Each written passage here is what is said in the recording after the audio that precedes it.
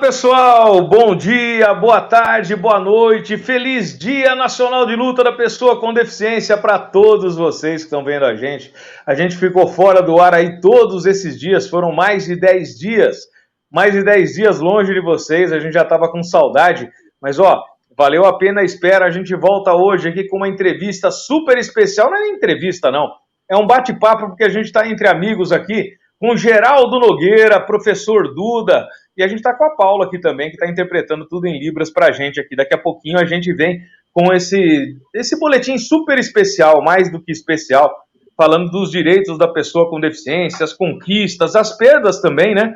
Por que não? As perdas dos direitos que a gente teve aí, porque a gente acabou perdendo muita coisa agora aí nos últimos tempos também. Só que eu queria passar para vocês o seguinte antes, um recado. A gente ficou fora todos esses dias e a gente avisou que não ia mais ter caneca, lembra? Não teria mais caneca da TV Reação, a gente voltaria com um presente diferente para vocês e a gente está com um presente diferente aqui na mão, ó. Um boné, agora é boné da TV Reação, olha aqui, ó. Boné da TV Reação, um boné de grife, não é qualquer coisa não, ó, tá vendo? É um boné de grife aqui, ó. Boné com uma costura bem bacana, um boné bem legal. O boné da TV Reação, gente, aqui, ó, essa semana a gente vai estar sorteando o boné. Amanhã, sexta-feira, a gente vai estar sorteando o primeiro boné. E daqui até o final do ano, vai ser boné para vocês toda sexta-feira. Toda sexta-feira vai ter um sorteio de um boné. E você que ainda não se inscreveu, dá tempo, é só se inscrever. O Marcos vai colocar aqui embaixo www.revistareação.com.br. Você entra ali, aqui ó, tá aqui o endereço. Você vai entrar lá no nosso portal. No nosso portal você encontra o banner. Tá ali o sorteio do boné, o Marcos vai mostrar pra gente também, e você vai estar concorrendo toda sexta-feira a esse boné aqui, que a gente manda entregar para você por Sedex, na sua casa. O ganhador aqui vai estar recebendo, o ganhador ou ganhadora vai estar recebendo esse boné na sua casa. É só entrar aí e deixar seu nome, seu telefone, seu e-mail, para que a gente possa te localizar depois que o sorteador eletrônico sortear o número. Se o número for referente ao seu nome, você ganha, leva para casa esse bonézão. Hoje é Dia Nacional de Luta da Pessoa com Deficiência, tem entrevista especial, um bate-papo com um advogado especialista em direito da pessoa com deficiência, também pessoa com deficiência, cadeirante lá do Rio de Janeiro. Ele é mineiro, na verdade, né? Mineiro, mas radicado no Rio de Janeiro, Geraldo Nogueira, e também o professor Duda, do Instituto Humanos. A gente vai falar aqui sobre as conquistas dos direitos da pessoa com deficiência nos últimos anos e as perdas também, que a gente acabou tendo bastante perdas aí de direitos, algumas coisas que deixaram de valer, muita coisa aí sendo retirada da pessoa com deficiência também. Boa noite, Geraldo Nogueira, grande amigo, tô com saudade do você, cara, desde antes da pandemia que a gente não se vê. Boa noite, Rodrigo Russo, boa noite, professor Duda, boa noite a nossa querida intérprete, a quem já agradecemos, né, por nos ajudar, e boa noite, bom dia, boa tarde, né, a todos aí que nos segue aí, nos vê aí pelas redes sociais. Rodrigo, eu também estou com saudade de você, tem muito tempo que a gente não se encontra, né, e realmente, né, é sempre uma alegria estar com você e a gente poder conversar sobre o nosso movimento de pessoas com deficiência, né, e estar aqui também através das redes sociais é um prazer, a gente mata um pouco dessa saudade, né. É um prazer estar aqui falando com todos, né? A gente está aí no mês de comemoração da deficiência. Aliás, setembro, né? Amanhã, né? Ou melhor, hoje, é o dia 21, né? Que estão lançando aí o programa. E hoje também se comemora o Setembro Verde, o Setembro Azul e o Setembro Amarelo, né? Então, é um mês de muita comemoração, né? Então, prazer estar aqui para falar com todos sobre direitos de pessoas com deficiência. Vamos lá. Vamos lá. E aí, professor Duda, e você, como é que tá nesse seu cenário meio que nostálgico, né? A gente tem um aparelho 3-in-1 lá atrás, lembra, Geraldo Nogueira? Eu lembro que a primeira coisa que eu comprei para o meu casamento, isso há mais de 30 anos atrás, eu falei assim, eu vou casar, o que eu vou comprar primeiro? Eu vou comprar um 3-in-1. Eu comprei um aparelho desse aí, ó, que tá atrás do professor Duda. Comprei um 3-in-1. E aí, professor, esse seu cenário nostálgico aí, tudo bem? E vou falar para você, boa tarde, boa noite, boa madrugada, seja a hora que você estiver assistindo a esse boletim diário de notícias especial, hoje, dia 21 de setembro, mas esse 3-em-1 ainda funciona, Rodrigo. E para as pessoas que estão nos ouvindo, aí vai minha audiodescrição. Eu estou com uma boina cinza, uma gravata dourada com bolinhas e uma camisa preta. Eu sou moreno e o professor Duda com essa cara meio arredondada de um regime ainda não com muito êxito, né, Rodrigo? E a gravata é borboleta. Tem esse detalhe, uma gravata borboleta. Tradicional, né? Como é que o pessoal fala? Isso! A gravata e ao tradicional fundo do professor Duda, gente, tem uma biblioteca. Uma biblioteca cheia de livros ali, uma estante cheia de livros e o 3 em 1. Esse aparelho de som antigo ali atrás do professor Duda com algumas estatuetas também. Eu sou o Rodrigo Rosso, um homem de poucos cabelos, usando uma camisa preta com o logotipo aqui da CG12, que é a editora do Sistema Reação. E eu estou aqui usando um óculos de lentes transparentes e hastes pretas. E atrás de mim aparecendo o encosto preto da minha cadeira e o painel de acrílico com o logotipo da TV Reação no estúdio da TV Reação em São Paulo. Aqui embaixo de mim está a Paula que é a nossa intérprete de Libras. Ela está usando uma blusa azul clara, um colete azul escuro e um logotipo do Icon no peito. Ela tem cabelos curtos, né, até a altura dos ombros. Ela tem um cabelo escuro, ela é pele bem clarinha, e com um óculos de lentes transparentes e hastes também transparentes, e atrás dela um painel branco cheio de logotipinhos do Icon. E você, Geraldo Nogueira? Ô, Rodrigo, eu gostei tanto da descrição que você fez da nossa querida Paula, a intérprete, que eu quase pedi para você fazer a minha. Mas eu não vou me arriscar, não. Esse carinho seu pode ser só com a Paula, né, professor Duda? Então, acho que eu mesmo vou fazer. Com ela eu fui carinhoso, né? Hã? Com ela eu fui carinhoso. Né? Sim, eu sou um homem branco também, tenho cabelos grisalhos, estou aqui usando uma camisa branca com listinhas azuis, né? E estou aqui num ambiente de escritório de casa, assim, o fundo tem uma mesa redonda ali com alguns objetos, tem vários objetos atrás de mim, uma parede creme com alguns quadros, está meio bagunçado, eu estou numa obra aqui, colocando um ar-condicionado, aí a coisa está meio confusa aqui, mas é isso. Então aí vamos lá para a nossa conversa sobre direitos. Geraldão, seguinte, você que é o cara que manja dos direitos da pessoa com deficiência como ninguém. Ô, Geraldo, a gente nos últimos anos aí, a gente teve muitas conquistas, né? A gente sabe que não é perfeito, nada é perfeito como a gente gostaria, mas eu te conheci, você era do CVI Rio. Isso há 25, 26 anos atrás. Você estava no CVI Rio, e a gente acabou se conhecendo naquela ocasião. E de lá para cá, eu não vou nem falar antes, não, porque antes a gente teve lá desde 1981, quando a gente teve aquele grande movimento, né, da pessoa com deficiência aqui no Brasil. De lá para cá, o que você, pessoa com deficiência, o que você sentiu que mudou? Você está na cadeira há quanto tempo, Geraldo? Fala um pouquinho de você primeiro. Olha, eu sofri um acidente de carro em 1990, né? Então tem 33 anos de cadeirante. Eu, na época, estava com 32 anos, então eu estou no meio a meio, né? Vamos dizer assim. Eu vivi 32 anos sem cadeira de rodas e já 33 com cadeira de rodas, né? Já estou passando um ano na frente já como cadeirante. E naquela época, né, eu tinha uma função, eu era policial federal, então assim, era uma função que dependia muito do corpo, né? Os emblemas, meus emblemas eram os emblemas da força, a força física, a força das armas e até a força da carteira de polícia, né? E aí eu sofri esse acidente em 1990, eu estava de carona no banco de trás de um carro, trafegando na cidade de Belo Horizonte, e um rapaz alcoolizado, ele era uma avenida principal que eu estava, né, sentado no banco atrás, daquele carrinho antigo, um Fiat 147, lembra do Fiat 147? E aí o rapaz alcoolizado atravessou a avenida sem fazer a parada obrigatória e parou exatamente, bateu, né, frontalmente, exatamente na direção que eu me encontrava e fraturou a minha costela e coluna, e eu tive uma lesão na medula, desde então fiquei paraplégico, né? Aí eu fui parar lá no CVI, porque isso em 91 eu estava no CVI, eu estava acabando assim um processo de reabilitação na BBR, né, que é uma instituição aqui no Rio muito conhecida. Você veio de Belo Horizonte para a BBR no Rio, é isso?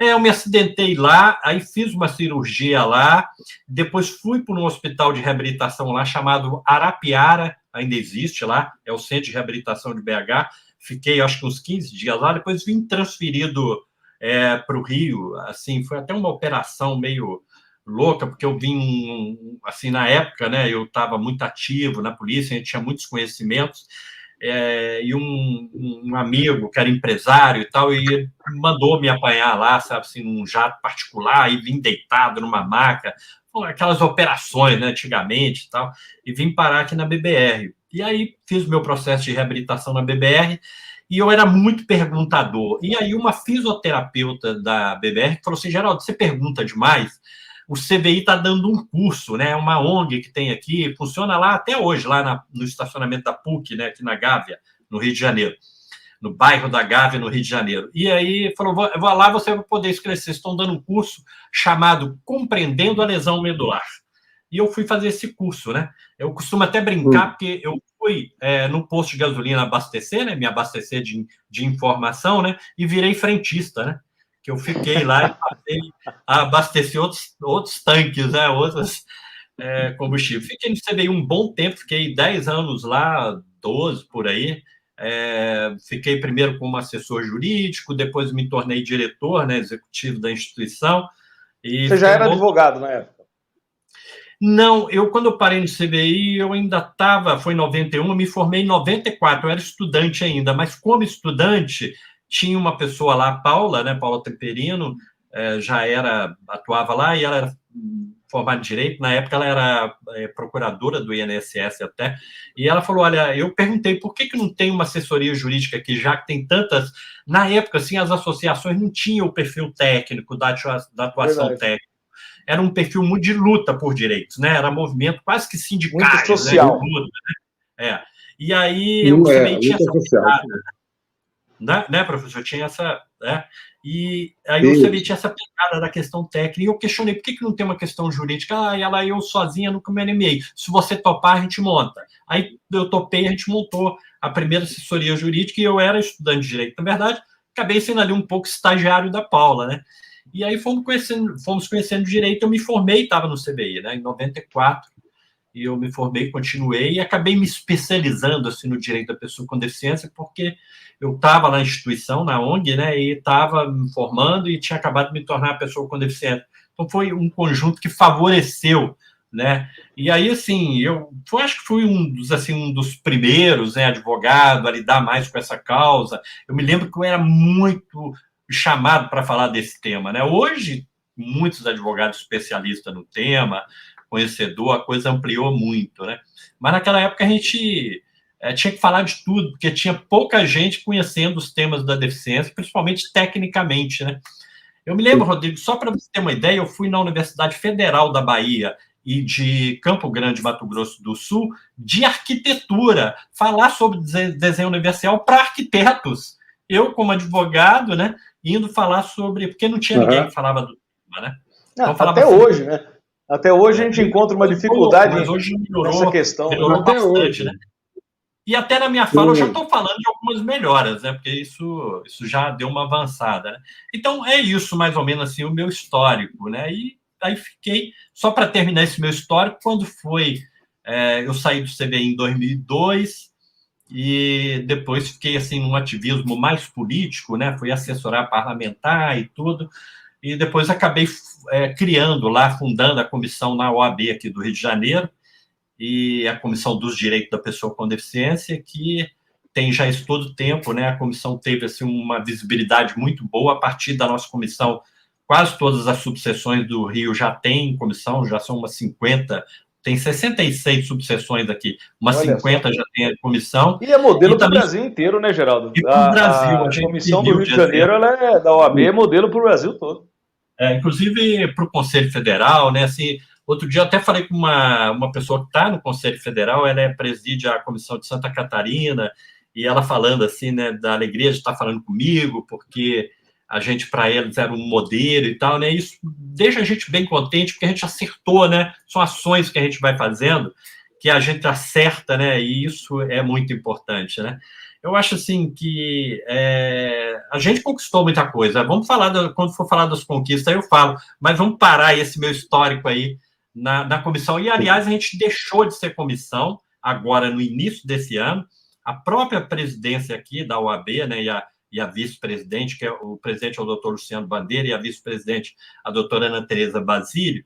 Aí ele me chamou e falou, Geraldo, olha, a comissão tem um trabalho muito legal, está grande, é bem estruturada, aonde a gente vai é falado, né, nos perguntam da comissão, nós vamos elevar a comissão à categoria, ao status de diretoria da casa. Então, nós deixamos de ser uma comissão e viramos diretoria da pessoa com deficiência da OAB, né? E eu, como presidente de comissão, que estava subordinada a todos os diretores da casa, agora tenho o status de ser também um diretor da casa, né? Então, estou subordinado diretamente à presidência. Então, assim, na verdade, é uma mudança de status, mas que teve um impacto social muito grande dentro da própria ordem e dentro e fora também, assim, para os órgãos aqui. O próprio Tribunal de Justiça vê a gente de forma diferente, né? Isso dá um status que é importante, né? Assim, para a sociedade. Sem dúvida vai reverberar para o Brasil inteiro, né? Para as outras comissões também, pode ter certeza. Doutor, posso fazer uma pergunta, Rodrigo? Opa, fica à vontade. Evoluímos muito desde 2005, né, quando foi criado essa data, que é um projeto, que é uma lei 11.133, né, que foi criado esse dia 21, tão importante pela luta dos direitos. O Rodrigo fez uma pergunta interessante. Ele falou sobre evolução e também o que nós regredimos, ou o que nós estamos regredindo nesses últimos anos, doutor. Olha, bom, para falar da progressão e da regressão, só da regressão. Não, da progressão e da regressão. Ah, tá. Não, olha, eu acho assim, até para dar um exemplo, né, eu me lembro, assim, que aqui no Rio, né, falando do Rio de Janeiro, onde eu atuo mais e tal, eu lembro que, assim, a primeira rampa que a gente ouviu falar, em Copacabana, um bar colocou uma rampa. Nós todos saímos, né, principalmente os cadeirantes, pessoas com deficiência física, e fomos lá fazer fotografia dessa rampa, né? Olha só como era uma ausência de coisa. Eu estou falando de aí uns 30, não, 30 não, menos, 25 anos atrás, vou me limitar naquela data que o Rodrigo colocou, uns 25 anos atrás. Inclusive, a gente foi fotografar com aquelas maquininhas, né, fotográficas, não tinha os smartphones na época, né? E de lá para cá, assim, eu me lembro também de nós nos reunindo com a Infraero e com o DAC. Não existia a ANAC, a Agência Nacional de Aviação, não existia. Era o Departamento de Aviação Civil. Departamento de Aviação Civil, DAC, né? E nós fomos nos reunir com o DAC para falar de acessibilidade em aeroporto. Não tinha banheiro adaptado em aeroporto, não tinha rampa, não tinha nada acessível. Não tinha nos shopping center também, não tinha nos bancos. Então, eu já estou falando de evolução, porque eu não preciso nem falar como está agora. Todo mundo sabe que todo shopping tem acesso, todo aeroporto tem e todos os bancos têm, né?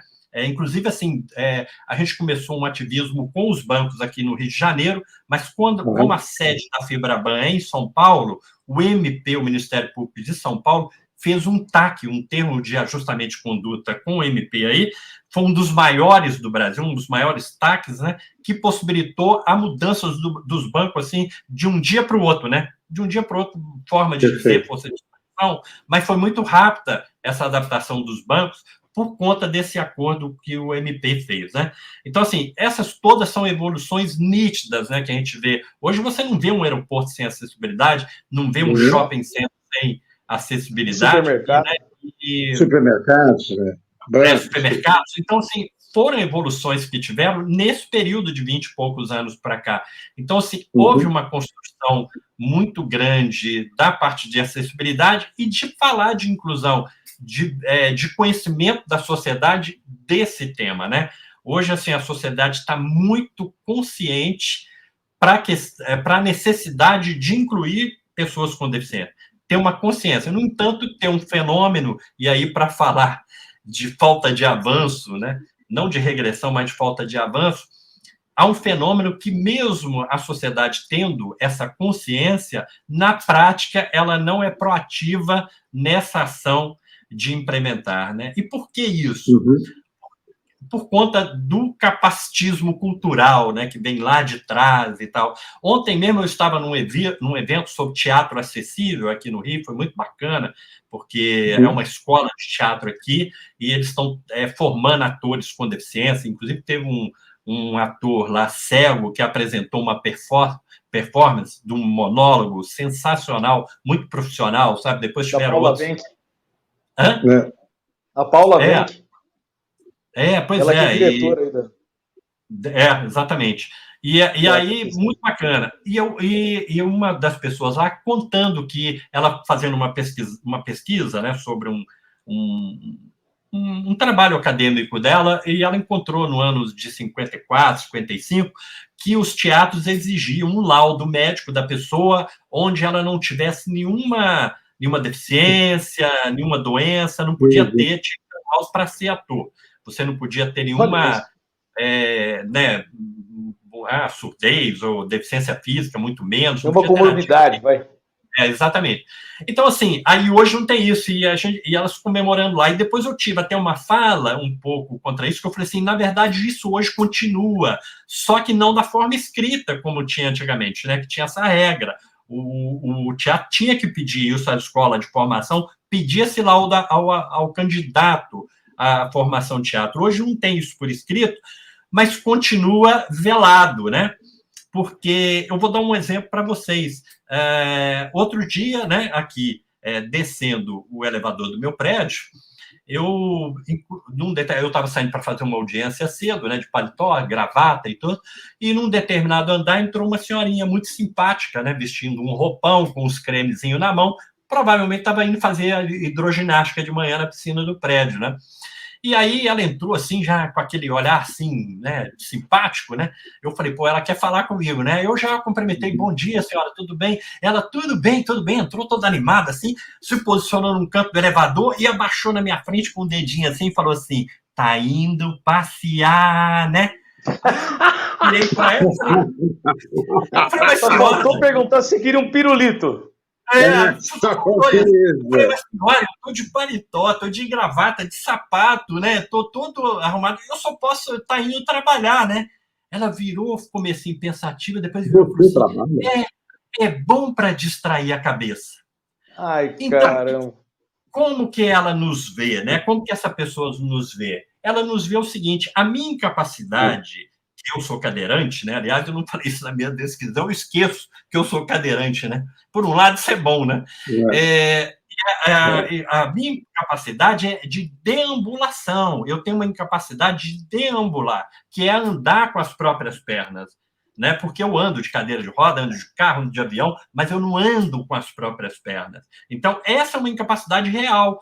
Ponto. Mas a minha incapacidade para ir. Só que a incapacidade para ela, a minha assimetria corporal, né, a minha deformidade corporal que a deficiência gera, né, que aí você vai atrofiando, os membros inferiores ficam mais atrofiados, com menos massa muscular, você fica assimétrico, né?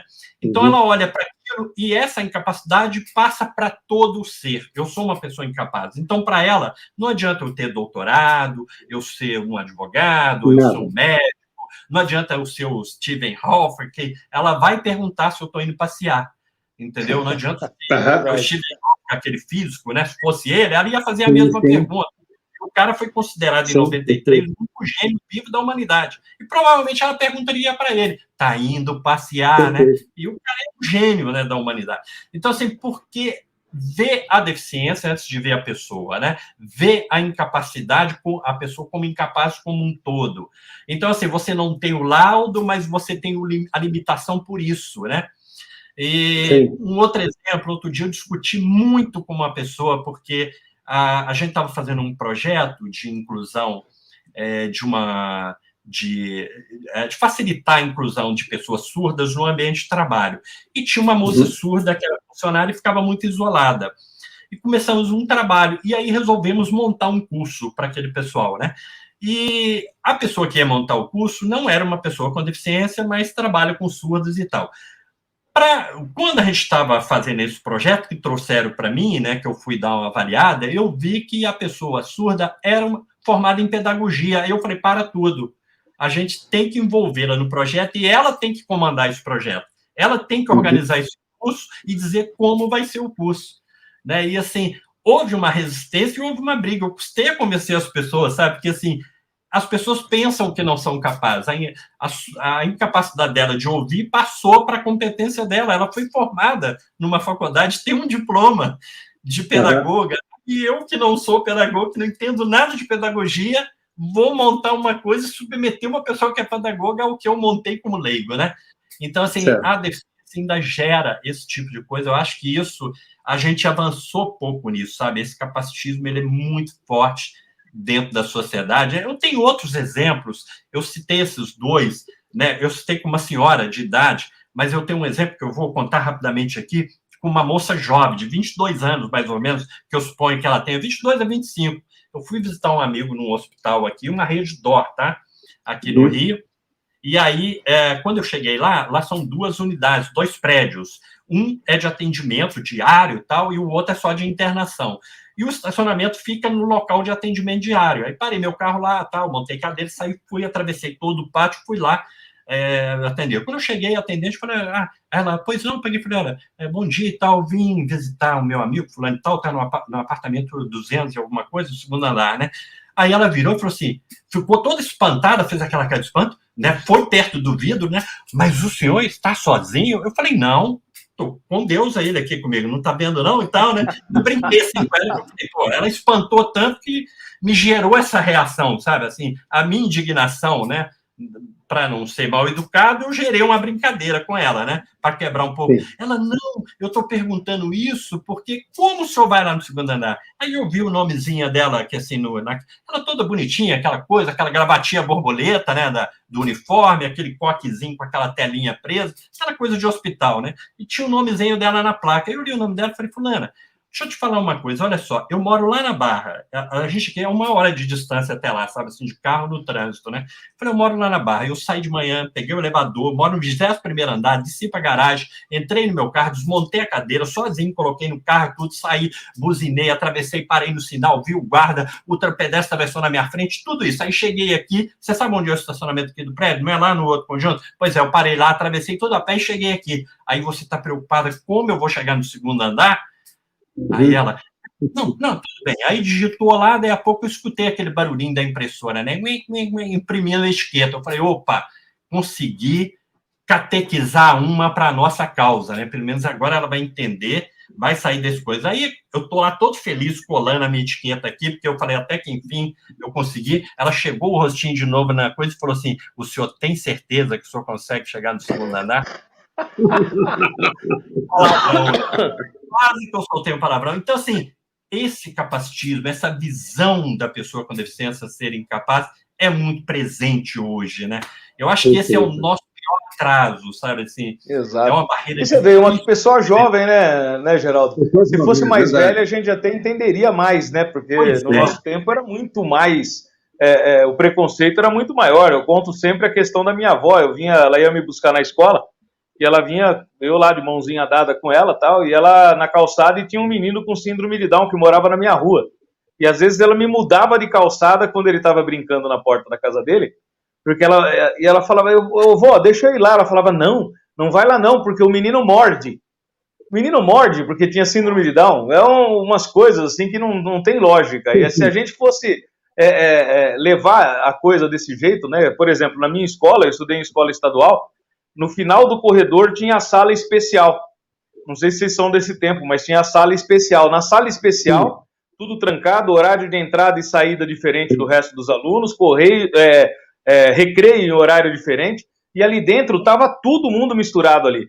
Era pessoa surda, síndrome de Down, paralisia cerebral, cadeirante, todo mundo ali jogado literalmente numa sala chamada sala especial, onde todo mundo estudava afastado e não tinha nem contato com os outros alunos.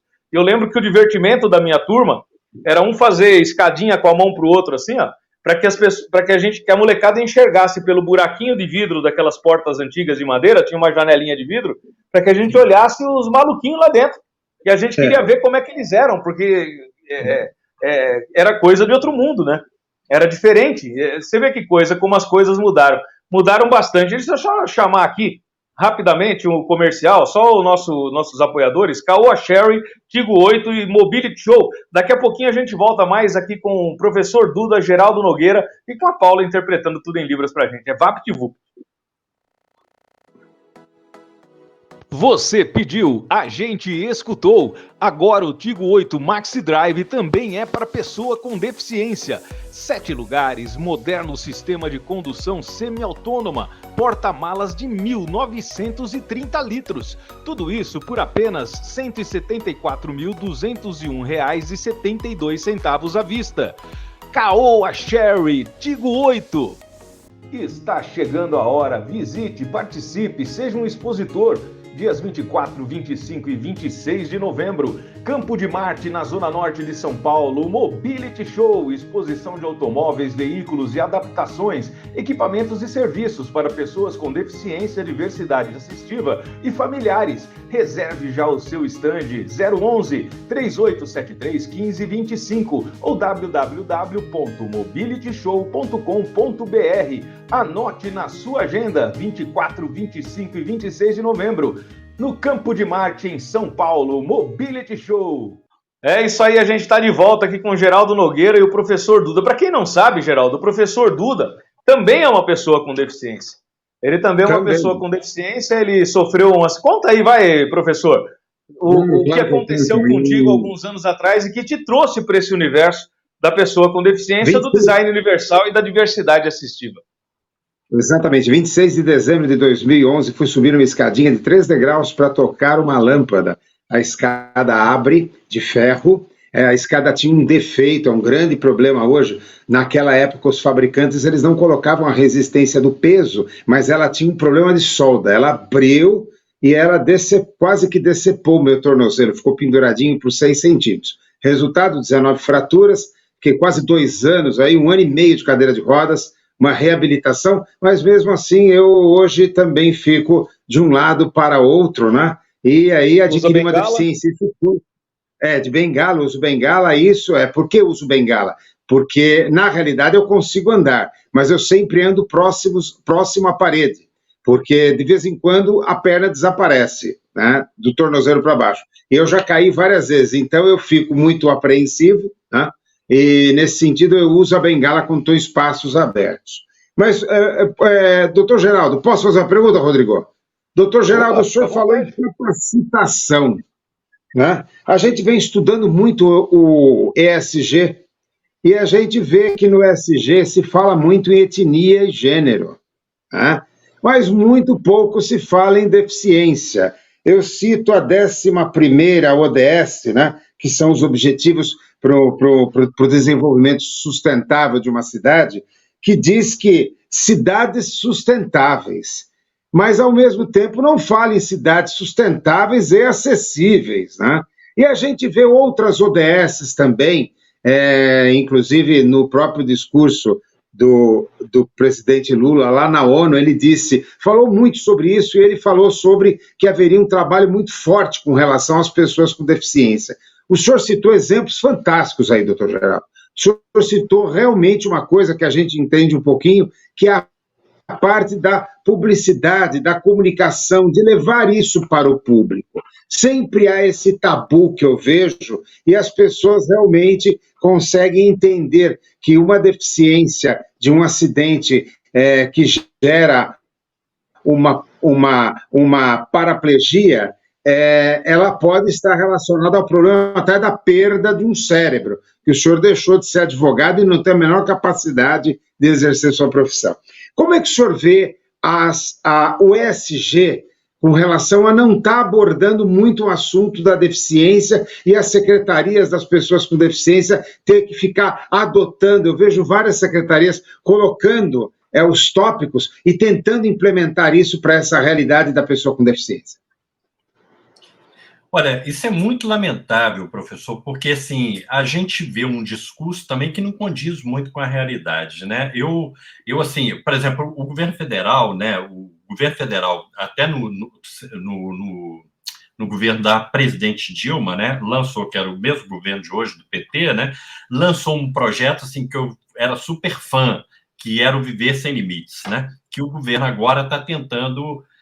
o Viver Sem Limites 2, reviver esse Viver Sem Limites 2. Mas, assim, algumas coisas me causam um pouco de receio. Primeiro que o Viver Sem Limite 1 era uma ideia muito boa, a gente nunca teve uma política pública nacional nunca tivemos. E ela é preciso, porque se você não tem uma política pública nacional que direcione a todos os estados e municípios o caminho a ser seguido, né? E o Viver Sem Limite, ele focava muito na questão da acessibilidade. Então, ele tinha um recurso, se não me engano, na época, acho que era 76 milhões, alguma coisa assim, e esse recurso era voltado para os municípios e estados que aderissem ter acesso a esse recurso para implementar acessibilidade nos seus locais. Isso era uma ideia boa, porque, assim, independentemente do partido daquele prefeito, dele conhecer o tema ou não, quando envolve dinheiro, né, e o governo deu a política o que teria que ser feito, ele se interessaria em fazer, porque ele ia fazer com um dinheiro que ele não está tirando do caixa dele, ia ter uma visibilidade, porque está tornando a cidade melhor, consequentemente ia melhorar para as pessoas com deficiência. Essa é a ideia da política pública, porque senão o que acontece hoje?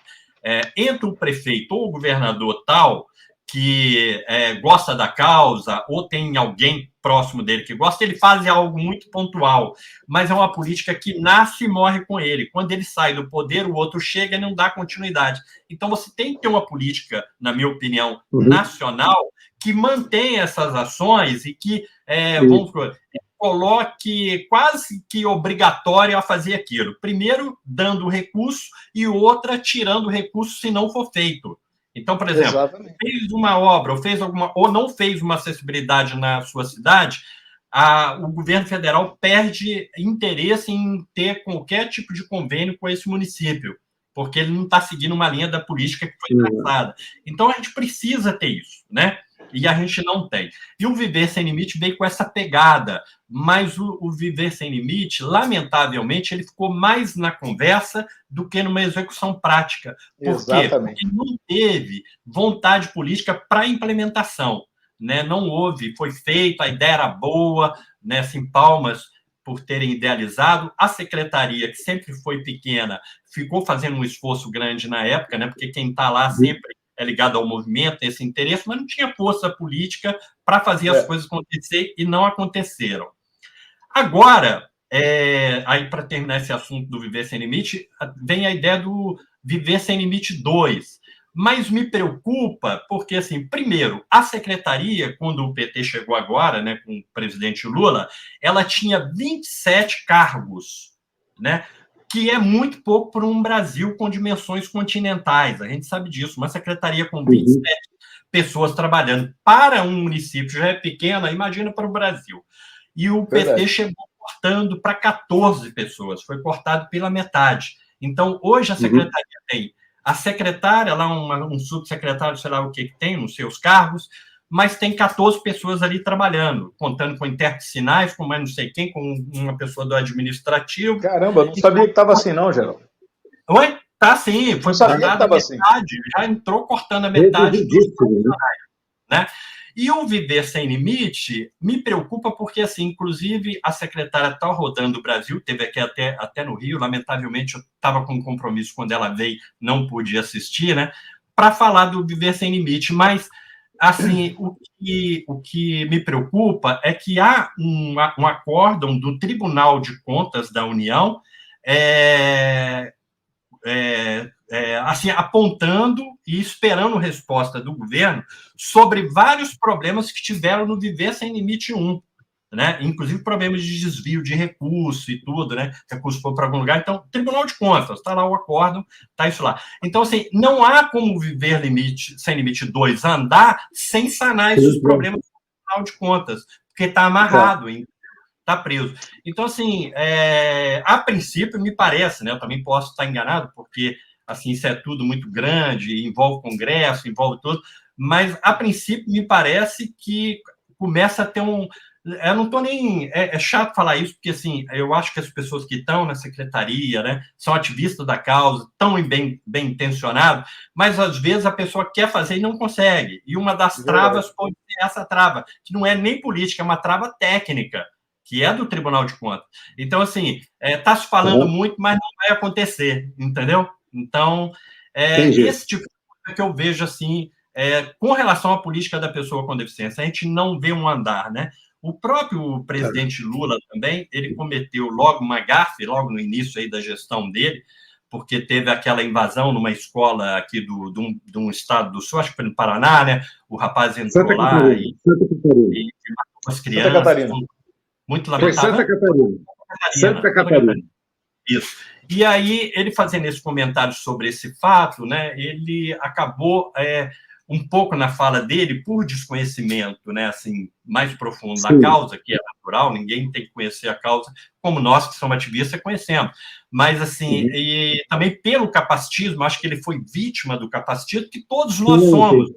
Nós somos ativistas, em algum momento a gente comete um deslize, né?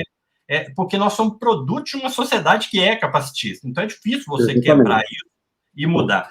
Mas ele cometeu um deslize que foi, né, aquele comentário que ele fez, que as pessoas com desequilíbrio de parafuso, né, com deficiência mental, e aí aligou aquele acontecimento a pessoas com deficiência, né? Que foi uma fala muito ruim. E, assim, e não houve uma retratação disso, houve uma retratação nitidamente que a gente percebe que é de assessoria, escrita nas redes sociais, porque houve uma reação grande dos movimentos, houve isso, né? Mas teria sido muito bacana, assim, se ele voltasse com a própria fala dele, falasse sobre isso, né? E da importância de apoiar o segmento, né?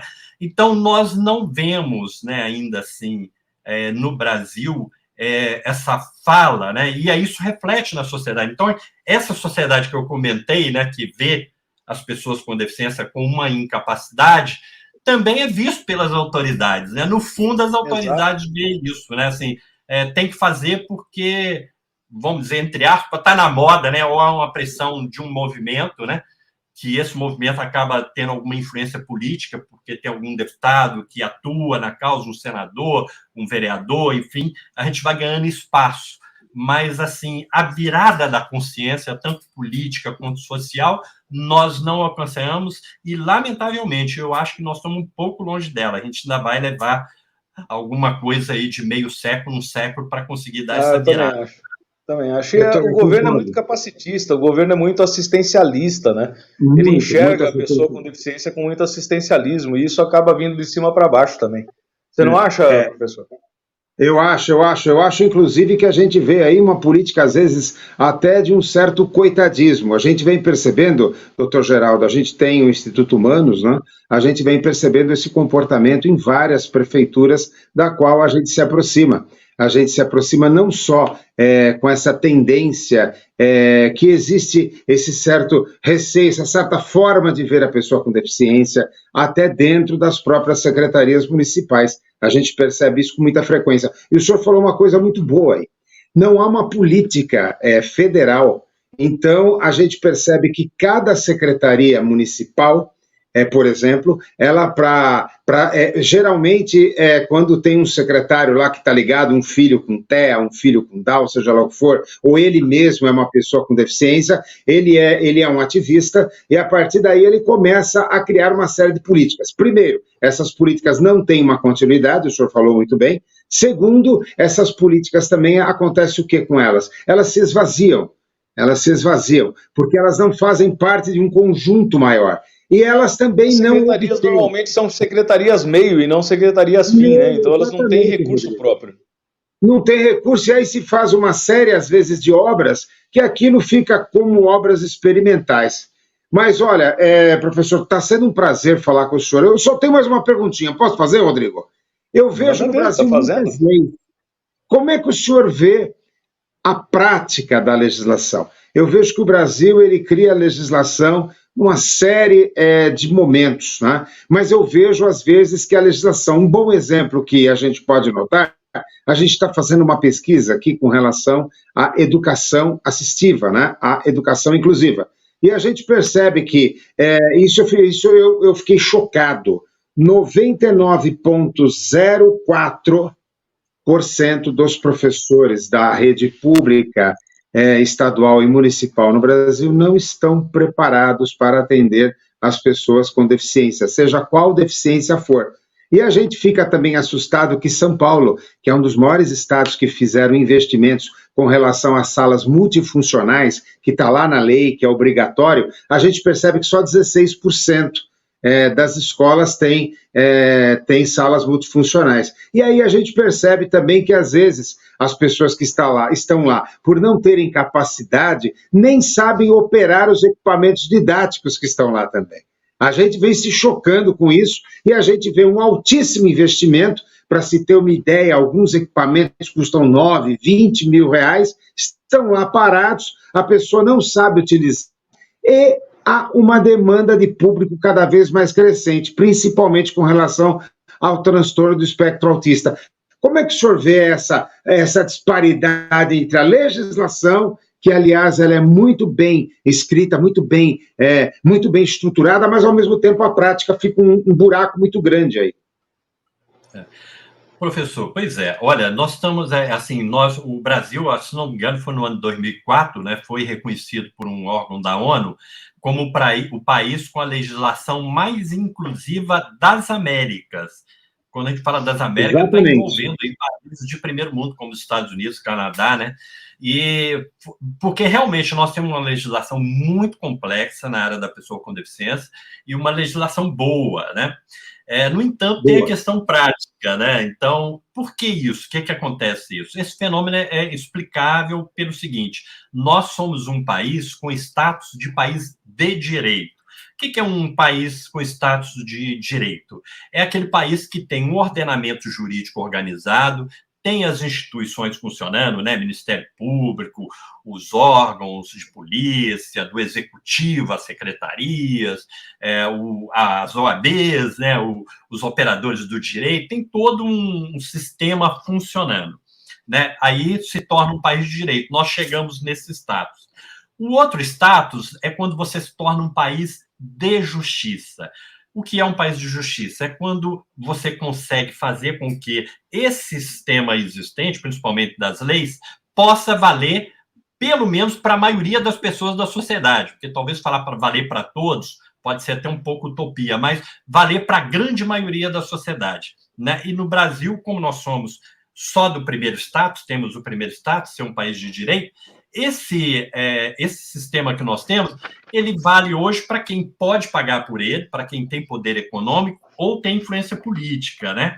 É muito comum, a gente sabe disso, né? Às vezes as pessoas até desanimam com a justiça exatamente por conta disso, né? Então, é por causa desse sistema. Então, a gente tem as leis, mas ela não vale para todos. E o segmento de pessoas com deficiência se enquadra nessa parte da fragilidade. A maioria, né, a própria deficiência, ela incide mais nos segmentos pobres da população, né? Então, são segmentos que não têm poder econômico e nem influência política. Tem uma fragilidade muito grande. Então, tem uma legislação boa, mas ela não funciona. Então, uma explicação teórica estaria aí nisso, né? Com relação à questão da educação inclusiva, né? Que aí o professor aí citou a questão de São Paulo, o Rio de Janeiro é a mesma coisa, né? Nós temos aqui, eu não sei quantas escolas no total, mas em termos de escola que tem sala de recurso, são 1.000 e poucas escolas só também, e também não tem o professor mediador, né? Que é aquele professor que faz uma mediação junto com o professor titular.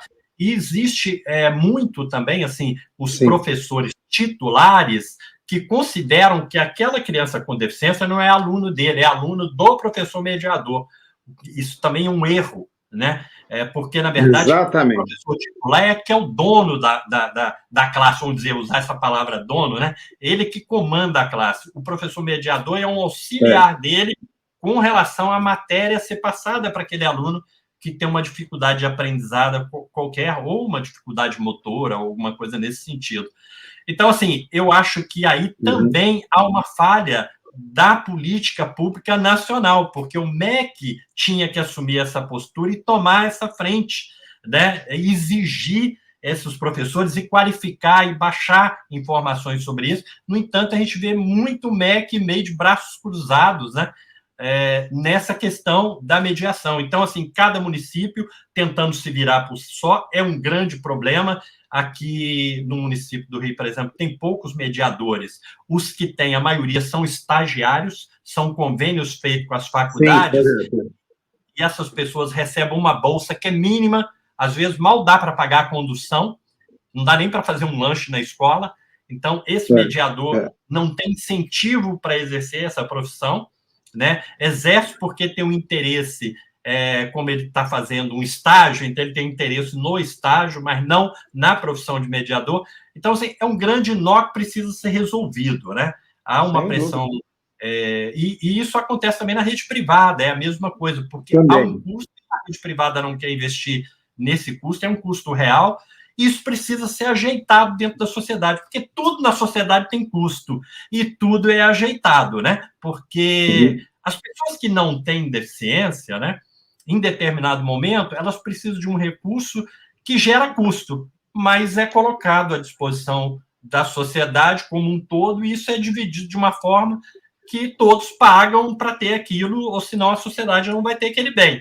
E é a mesma coisa com relação à pessoa com deficiência, é um custo que tem que ser dividido por todos, ou senão a gente não vai ter. Então, se vai ter, tem que fazer bem feito e tem que lidar com esse problema do tamanho que ele é, né? E não ficar fazendo essas maquiagens que a gente vê cada município fazendo sua maquiagem, até porque o prefeito é muito pressionado e faz uma maquiagem qualquer, mas não é uma solução, né? Então, isso também passa por uma paliativo nacional de educação. Exatamente. Bom, eu vou só interromper mais um minutinho para a gente ir lá para o recadinho da Biomob e do GapDep. Biomob e GapDep, daqui a pouquinho a gente volta aqui para a gente encerrar. E eu queria só mais um detalhezinho, eu vou falar um pouquinho da diversidade assistiva já. Vamos lá, GapDep, Biomob, já a gente volta.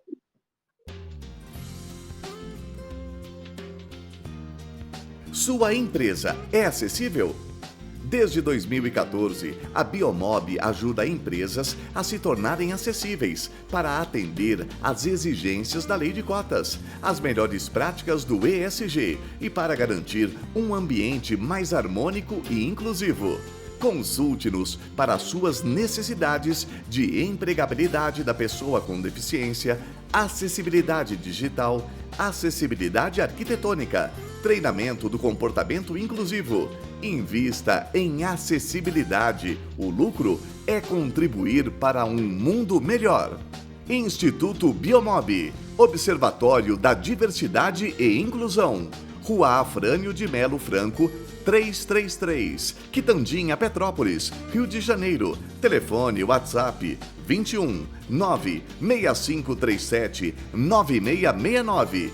biomob@biomob.org.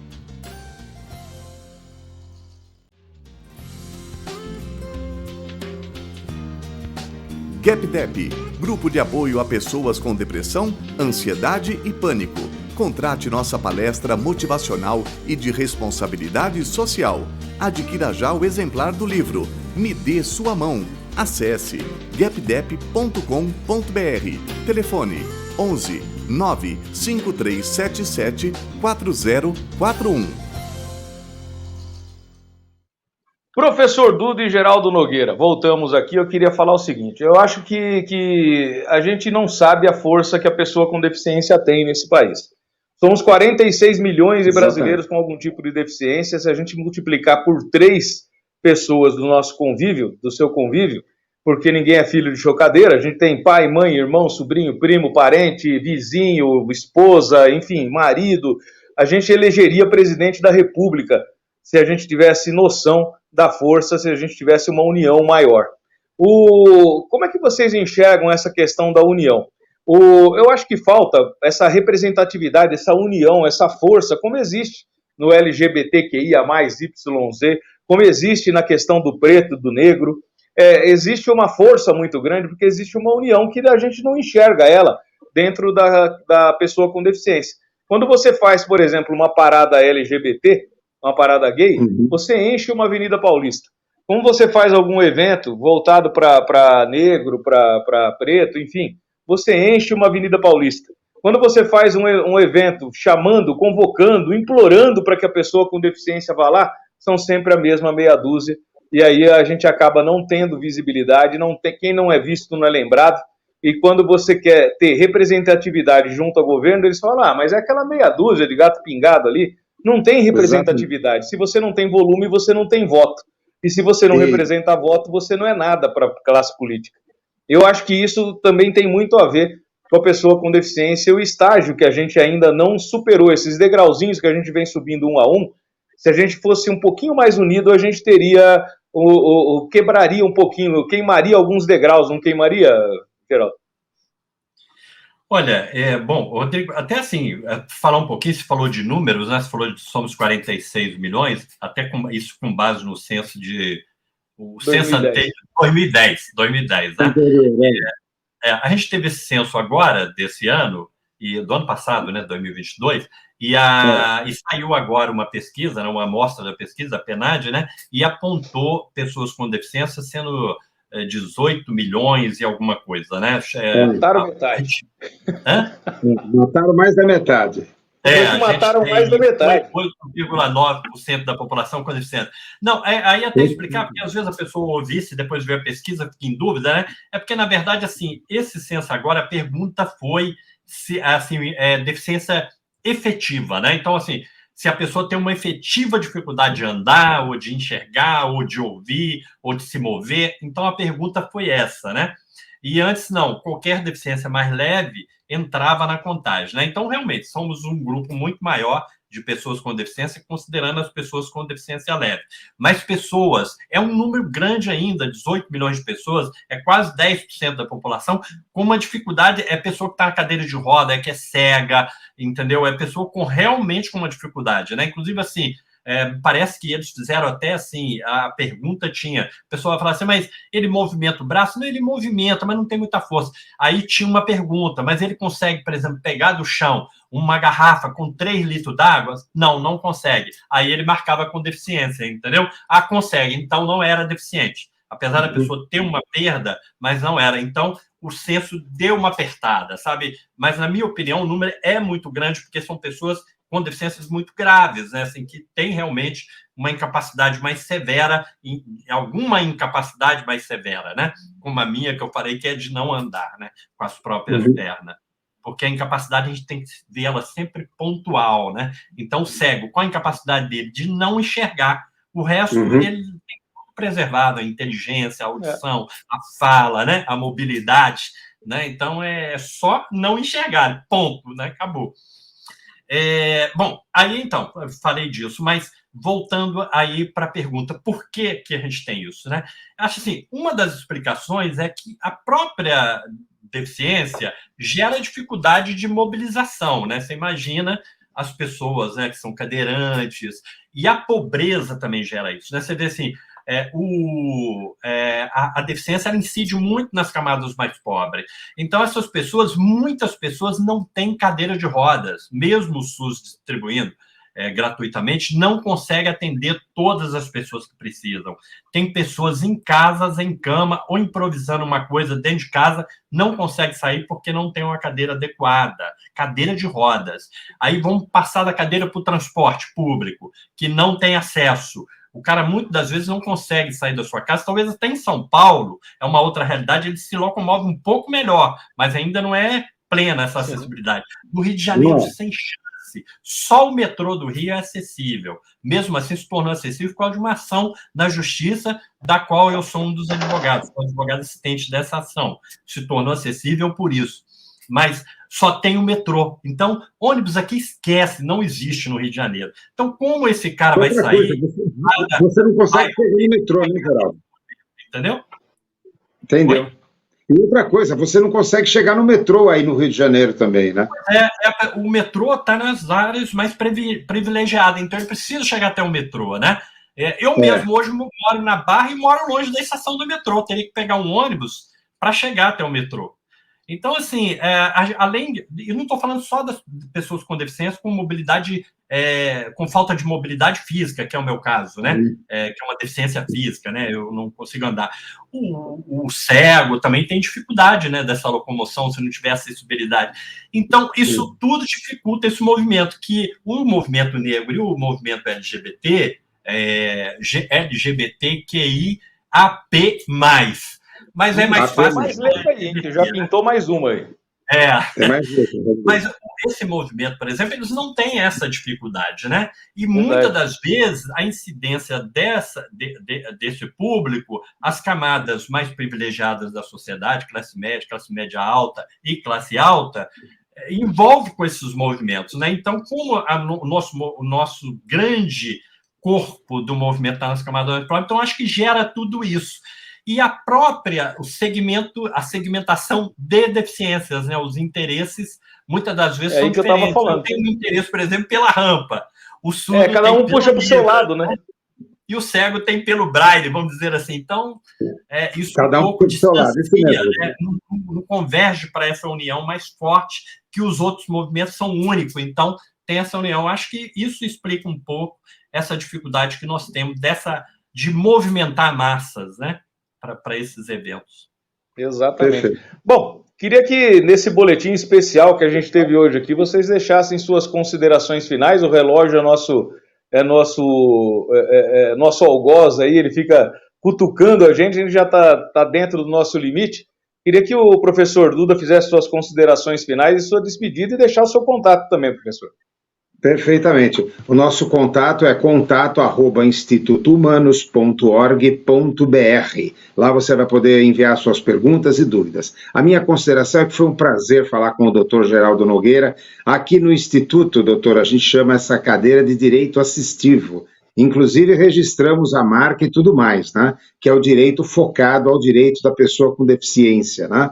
Agora, a gente estuda muito. O senhor foi brilhante nas suas colocações, de uma maneira bastante didática, bastante precisa. Eu queria agradecer muito a sua presença, a presença do Rodrigo também, com perguntas assim bastante brilhantes, e gostaria de ter a oportunidade depois de mandar algumas perguntas para o senhor, porque são muitas aqui, e essa hora de programa não daria para fazê-las. E quero agradecer todos que estão... E o Geraldo deve estar com fome, deve estar querendo jantar. Coitado do Geraldo, acabou de pegar a estrada, veio direto para cá, não deu tempo nem de ir no banheiro. Não, maravilha, o prazer estar aqui. Eu estou feliz por estar aqui. Eu acho que as perguntas foram bastante assim, oportunizam, né? Assim, a gente trazer algum esclarecimento, trazer alguma fala, né, sobre isso, dentro da experiência que a gente tem, da limitação da experiência que a gente tem, né, também. Mas é sempre um prazer estar aqui, encontrar o Rodrigo, é sempre um prazer. E o professor também foi uma grata surpresa conhecer. Eu acho que nós temos que ter mais proximidade. Vamos ver se ainda depois a gente tem uma conversa aí, e disponha sempre aí dos meus parcos conhecimentos aí no tema, né? A gente também é aprendiz, estamos aprendendo, mas junto a gente vai tentando construir aí um caminho melhor, né? Eu acho que o movimento, assim, vem ganhando espaço, né? Desses movimentos que nós comentamos, pode incluir também o movimento de mulheres, eles estão à nossa frente, né? A gente tem que reconhecer isso. Mas nós estamos seguindo um bom caminho também. Eu acho que, com todas as dificuldades que tem, a gente tem chance de, mais à frente, né, superar algumas dificuldades. Inclusive, essa própria questão também do protagonismo, né? Esses movimentos, quando vocês falam isso, eles têm hoje o protagonismo, né, da causa, né? E a das pessoas com deficiência, a gente encontra muito ainda, assim, as pessoas perdendo, a pessoa com deficiência perdendo esse protagonismo, né? Então, são coisas que eu acho que o futuro aí tem que ir corrigindo isso, porque isso tudo que a gente comentou aqui, essas faltas, são importantes para o processo de inclusão, né? A inclusão acontece quando a gente conseguir superar essas dificuldades, né? Então, nós estamos buscando a inclusão ainda, né? Nós estamos caminhando para ela, mas ainda não há essa inclusão total que a gente espera, exatamente por essas barreiras todas que nós comentamos aqui, né? Mas é isso. Mas já evoluindo bastante, graças a Deus. Já evoluímos bastante de 20 e poucos anos para cá. Graças a Deus. Obrigado, Geraldo, pela sua presença. É sempre um prazerzão falar contigo. Não vejo a hora da gente estar aí no Rio de Janeiro se encontrando de novo. Professor Duda, um grande abraço. Professor que esteve com a gente lá nesse final de semana também, num evento que a gente realizou aqui em São Paulo. Obrigado. Obrigado aí a Paula, obrigado a Fernanda também, as nossas duas intérpretes de Libras. E eu queria deixar aqui agora, sabe o que a gente vai ter agora? A gente está indo embora. Eu, Rodrigo, indo embora, Geraldo indo embora, professor Duda também e a Paula. Mas a gente vai ficar aqui com o Bruno Carvalho Oliveira, que ele estreia um quadro aqui hoje no Boletim, que é o quadro Momento Esportivo. O Bruno Carvalho Oliveira vai estar falando com a gente hoje sobre a seleção brasileira de futebol. A gente vai embora, mas você fica aí com um Momento Esportivo com o Bruno Carvalho Oliveira. Tchau, tchau, até mais, até amanhã. Obrigado, gente. Obrigado e feliz Dia Nacional de Luta da Pessoa com Deficiência a todos vocês. Tchau, tchau.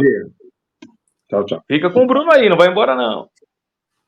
Primeira edição do Momento Esportivo começar agora e eu vou falar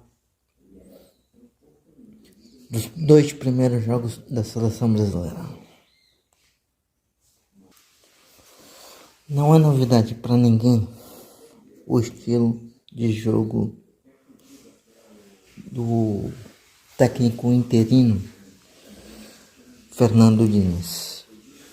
Pressão na saída de bola, ele gosta de posse de bola. Ganhamos os 2 primeiros jogos da Bolívia por 5-1 em Belém do Pará e em Lima, no Peru, por 1-0 aos 45 do segundo tempo. Mas o que me traz aqui nesse momento é analisar o seguinte.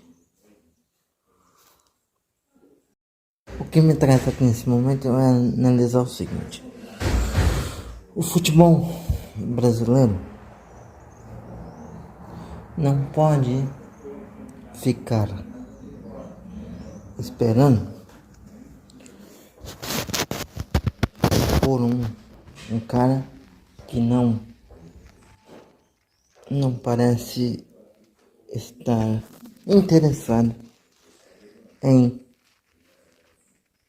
dirigir a seleção, que é o caso do técnico do Real Madrid, Carlo Ancelotti. Esses técnicos europeus, eles querem treinar os clubes da Europa, não têm interesse em treinar seleções. Se tivesse, por exemplo, ele treinaria a seleção do país dele, a Itália. Agora, vamos voltar ao que me interessa.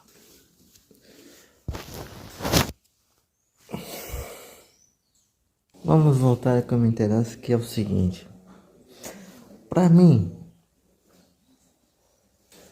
a CBF está esperando o final da temporada, a temporada acabar aqui no Brasil, para anunciar o nome do Fernando Diniz como técnico efetivo da seleção brasileira até a Copa de 2026. Outra coisa, Fernando Diniz não seria o treinador da seleção se eu fosse presidente da CBF. Se eu fosse presidente da CBF, os técnicos que eu procuraria seriam Dorival Júnior, que está na final da Copa do Brasil com o São Paulo Futebol Clube, que enfrenta o Flamengo no Morumbi no jogo de volta.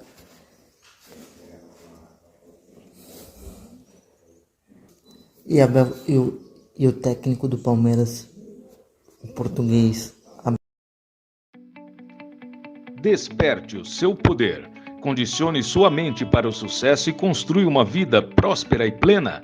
Mentoria especialmente voltada a executivos, profissionais de liderança e vendas e para você. atendimento e mentorias online presenciais. Alberto Yanes Treinamentos. Transforme sua vida profissional e pessoal. Agende uma entrevista ainda hoje. Condições especiais para pessoas com deficiência. WhatsApp 011 94720 3669. 11 94720 3669.